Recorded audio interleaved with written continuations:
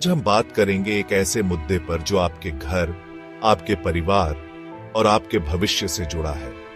जी हां, आज हम बात करेंगे 99 साल की लीज पर संपत्ति खरीदने के बारे में। कई बार लोग सोचते हैं कि 99 साल बहुत बड़ा समय होता है, प्रैक्टिकली तो एक जिंदगी ही कट जाती है, तो फिर लीज की चिंता कैसी? लेकिन दोस्तों, यहां कुछ बातों को समझना बहुत जरूरी है। 99 साल की लीज का मतलब यह नहीं है कि संपत्ति आपकी स्थायी संपत्ति बन गई, बल्कि यह केवल आपको उस संपत्ति का उपयोग करने का अधिकार देता है 99 सालों के लिए। तो क्या होता है जब ये 99 साल पूरे हो जाते हैं? क्या होता है उस संपत्ति का? क्या आपके परिवार का उस पर कोई हीकू रहता है? ये सारे सवाल बहुत अहम हैं और आज हम इन्हीं सब पर विस्तार से चर्चा करेंगे। तो बने रहिए हमारे साथ और जानिए 99 साल की लीज के बारे में सब कुछ। दोस्तों, 99 साल की लीज का मतलब समझना बहुत जरूरी है। यह सोचना गलत है कि 99 साल के बाद संपत्ति पूरी तरह से आपकी हो जाएगी। मान लीजिए आप किसी दोस्त से उसकी कार 99 दिनों के लिए मांगते हैं, तो क्या 99 दिन बाद वो कार आपकी हो जाएगी?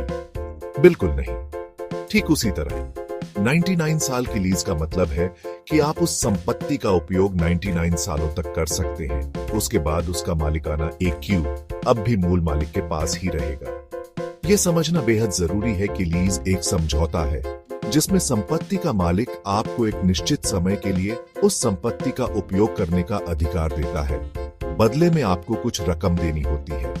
याद रखिए, यह एक अस्थायी व्यवस्था है, स्थायी स्वामित्व नहीं।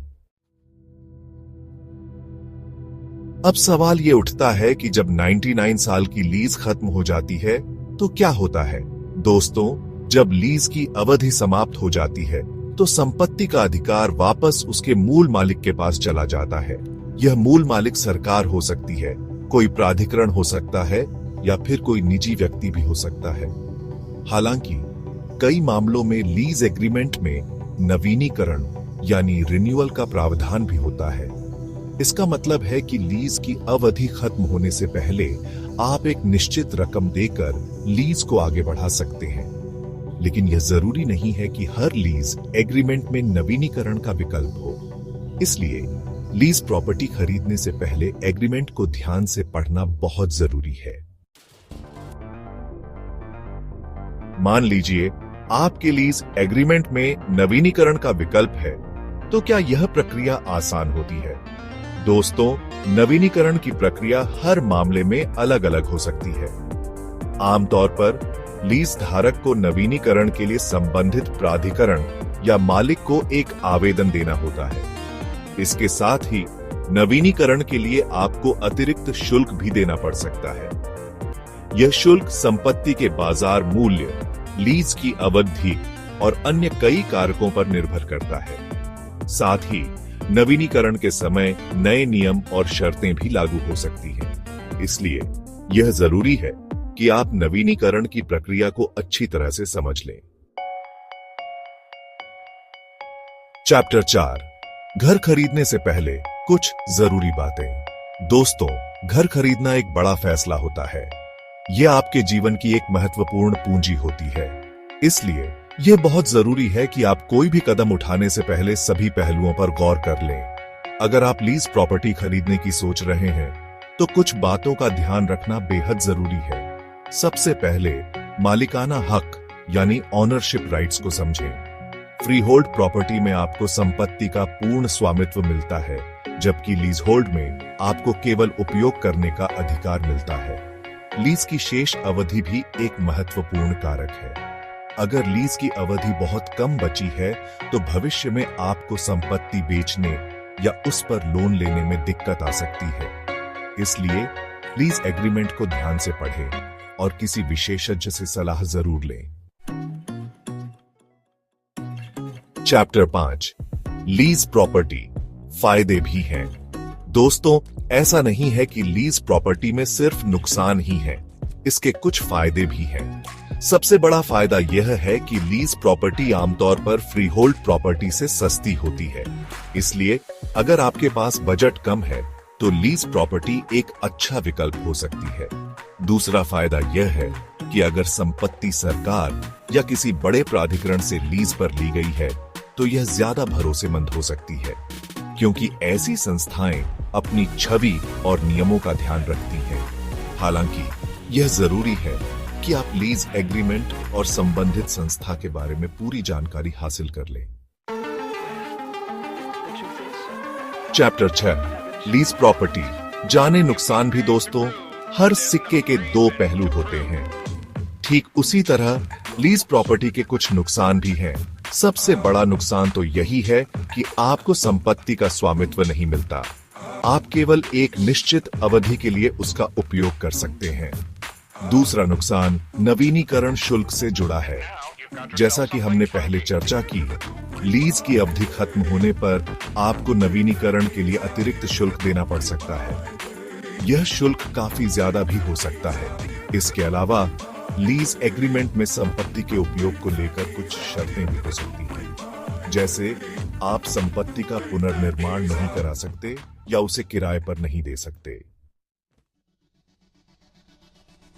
Chapter 7 lease property. खरीदने से पहले जरूर देखें दोस्तों, अगर आप लीज प्रॉपर्टी खरीदने का मन बना चुके हैं तो कुछ जरूरी बातों का ध्यान जरूर रखें। सबसे पहले लीज एग्रीमेंट की अवधि देखें। देखें कि लीज की कितनी अवधि बची है और क्या नवीनीकरण का प्रावधान है। अगर नवीनीकरण का प्रावधान है तो उसकी शर्तें क्या हैं और उसके लिए कितना खर्च आएगा। दूसरा, संपत्ति की रीसेल वैल्यू के बारे में जानकारी हासिल करें। आमतौर पर लीज प्रॉपर्टी की रीसेल वैल्यू फ्रीहोल्ड प्रॉपर्टी से कम होती है, क्योंकि लोग ऐसी संपत्ति खरीदने में ज्यादा रुचि नहीं दिखाते जिसका मालिकाना हक उनके पास नहीं होगा। कुछ मामलों में लीज प्रॉपर्टी को फ्रीहोल्ड में बदलने का विकल्प भी मिलता है। ऐसे में आपको संबंधित प्राधिकरण से संपर्क करना होगा और उनकी शर्तों को पूरा करना होगा। Chapter 8 freehold versus lease hold. समझे अंतर दोस्तों। अंत में मैं फिर से एक बार फ्रीहोल्ड और लीज होल्ड में अंतर स्पष्ट करना चाहता हूं। फ्रीहोल्ड प्रॉपर्टी में आपको संपत्ति का पूर्ण स्वामित्व मिलता है। आप उस संपत्ति के मालिक होते हैं और उसे बेचने, किराए पर देने या उसके साथ कुछ भी करने के लिए स्वतंत्र होते हैं। जबकि लीज होल्ड प्रॉपर्टी में आपको केवल एक निश्चित अवधि के लिए संपत्ति का उपयोग करने का अधिकार मिलता है। आप उस संपत्ति के मालिक नहीं होते हैं। इसलिए संपत्ति के साथ आप क्या कर सकते हैं और क्या नहीं, ये लीज एग्रीमेंट में लिखी शर्तों पर निर्भर करता है। उत्तरों तो दोस्तों, उम्मीद है कि आपको 99 साल की लीज के बारे में सारी जानकारी मिल गई होगी। लीज प्रॉपर्टी खरीदना एक बड़ा फैसला होता है, इसलिए यह जरूरी है कि आप इसके नियमों, नवीनीकरण प्रक्रिया और संभावित खर्चों को अच्छी तरह से समझ लें। याद रखें, जल्दबाजी में कोई भी फैसला न लें। सभी दस्तावेजों को ध्यान से पढ़ें और किसी विशेषज्ञ से सलाह जरूर लें। अगर संभव हो तो फ्रीहोल्ड प्रॉपर्टी खरीदना ज्यादा बेहतर विकल्प है, क्योंकि यह आपको स्थायी स्वामित्व प्रदान करता है।